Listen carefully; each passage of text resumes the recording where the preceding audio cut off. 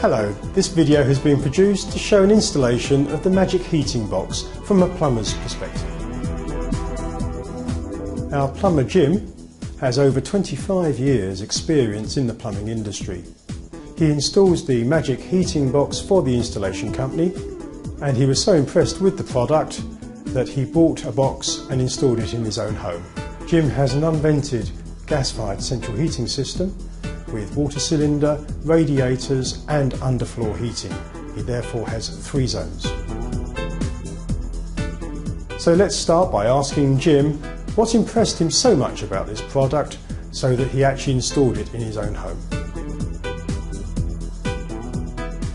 What attracted me was obviously after meeting the inventor and seeing the passion that he's got with this system, and then when you analyse it, by putting in pumps on it, extra pumps on it with a 6-metre head, we're also taking the motorised valves out and then increasing the flow by 70%. It stands to reason that the radiators are going to get hotter quicker, the boiler's going to turn off quicker because of it, and when you analyse the system you can see why the boiler can be turned down, thus saving you a lot of gas. Before you start the installation, obviously once you've got it drained down, hoik up the power flush unit and give it a good power flush. My existing system was an S-Plan Plus, whereupon I had 3 zone valves, 1 pump and just a shunt pump for the underfloor heating. With the Magic box, we've got 3 pumps on it now.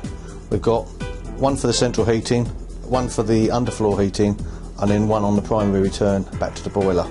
Therefore, we're getting a lot more flow rate. The logical place to put the heating box is obviously a central location, as near to all the other pipe work as I can possibly get it. And in this particular instance, I've got it right in the middle of everything, which is a perfect scenario really. The original primary flow had a pump on it here. We've taken it out, rerouted the flow to the cylinder via a motorised valve. We've also put a bypass in with a wheel type. We then come straight into the top of the Magic heating box with an automatic air vent.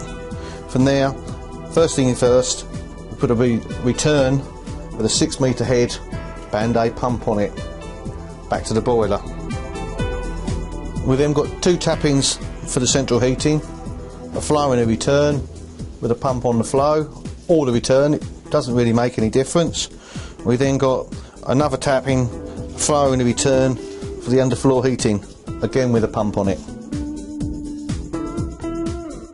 In this particular instance, it was easier to use this return as opposed to one round there.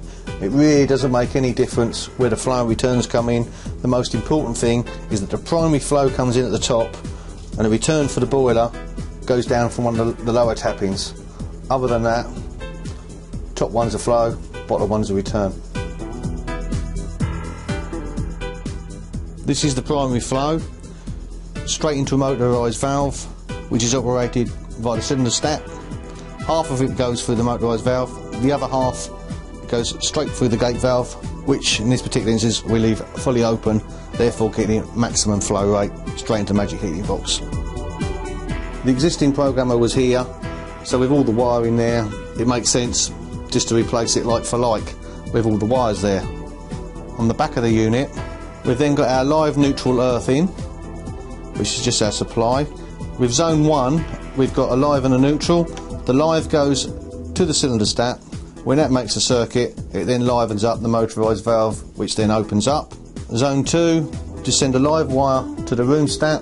When the room stat makes a circuit, it livens up the pump. Zone 3 works the same way as zone 2, but all 3 of them systematically turn the pump on the primary return. The primary checks when you've filled the system up is to make sure that all the lock shield valves are open fully, thus utilising the maximum flow rate from the system.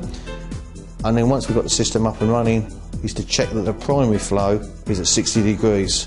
The other things are just the basic heating system checks, i.e. topping up with chemicals and bleeding the radiators. At a customer's house, obviously after commissioning the system, I then run through the manual with the customer, the nuts and bolts of the system, and obviously filling out the warranty card.